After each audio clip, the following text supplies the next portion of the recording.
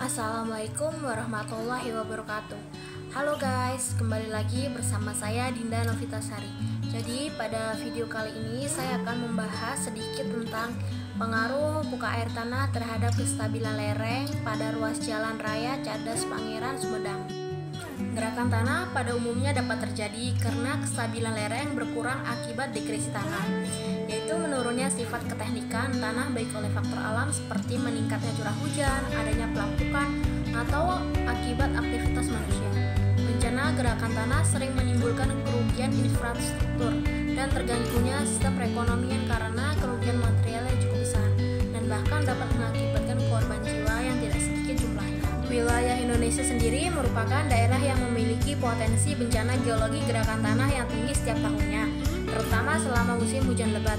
Jawa Barat merupakan daerah yang rentan terhadap gerakan tanah terutama di ruas jalan raya Cadas Pangeran antara KM 34 hingga 37 di Kabupaten Sumedang, Provinsi Jawa Barat. Pada bulan April tahun 2005, suatu peristiwa gerakan tanah terjadi di lereng potongan di atas ruas jalan pada KM 35.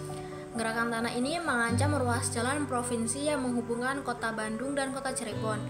Pengurangan resiko bahaya gerakan tanah yang telah dilakukan oleh Dinas PU daerah Sumedang dengan perbaikan geometri lereng, pemasangan perkuat lereng berupa tiang bor dan pembuatan saluran drainase permukaan. Daerah kajian gerakan tanah dalam penelitian ini secara geografis terletak pada ruas jalan raya Cadas Pangeran antara KM 34 hingga 37 di Desa Cigendal, Kecamatan Racakalong, Kabupaten Sumedang, Provinsi Jawa Barat.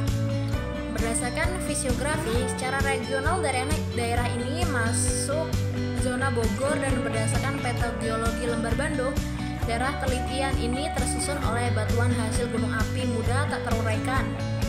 Terdiri lempung, lanau, pasir, tufan, lapili, breksi, lava, dan aglomerat yang sebagian berasal dari Takuban Perahu dan Tamposo, dan batuan hasil gunung api tua breksi terdiri breksi gunung api dan berupa aliran lava muda. Penelitian dilakukan dengan menggunakan metode penyelidikan geoteknik yang terdiri dari investigasi lapangan, pengujian laboratorium, dan pemodelan numerik.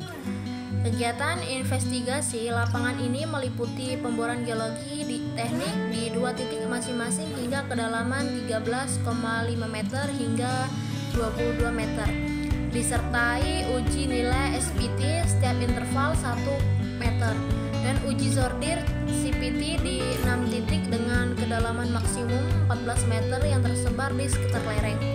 Berdasarkan hasil uji sifat fisik, lapisan pasir lempungan dicirikan dengan kadar air tinggi dan plastisitas tinggi, sedangkan lapisan pasir lanawan dicirikan dengan kadar air rendah dan plastisitas rendah. Kenaikan kadar air yang masuk ke dalam tanah menimbulkan penambahan pembebanan pada lereng. Analisis kestabilan lereng dilakukan untuk mengetahui besar faktor keamanan kestabilan lereng daerah penelitian dan untuk mengetahui efektivitas metode stabilisasi yang telah dilakukan oleh Dinas PU. Menyajikan parameter keteknikan setiap lapisan tanah yang digunakan dalam analisis kestabilan lereng, mempertimbangkan bahwa lereng terus mengalami pergerakan meskipun telah dilakukan upaya kestabilan lereng. Maka perlu diketahui nilai sudut geser dalam residual untuk lapisan tanah pasir lempungan dengan menggunakan analisis balik kondisi kestabilan lereng saat ini. Analisis kestabilan lereng dengan kondisi muka air tanah normal menghasilkan nilai faktor keamanan sebesar 1250. Hal ini dapat dikatakan bahwa lereng pada kondisi aman menurut Farnes 1978 dan pernah mengalami keruntuhan menurut Bowles 1984. Dengan demikian, pemasangan tiang bor di kaki lereng yang telah dilakukan belum efektif karena nilai faktor keamanan lereng merupakan nilai FK minimum untuk suatu lereng potongan. Berdasarkan analisis, tiang bor diketahui tidak memotong bidang gelincir pada bagian kaki lereng. Kesimpulannya adalah hasil investigasi geoteknik stratifikasi lapisan tanah penyusunan lereng terdiri dari pasir lempungan, pasir tufan, dan breksi vulkanik. Berdasarkan nilai NSPT dan hambatan konus, zona bidang gelincir berada pada batas antara lapisan tanah pasir lempungan dengan konsentitas lepas dan lapisan pasir tufan kompak. Sekian dan terima kasih. Wassalamualaikum warahmatullahi wabarakatuh.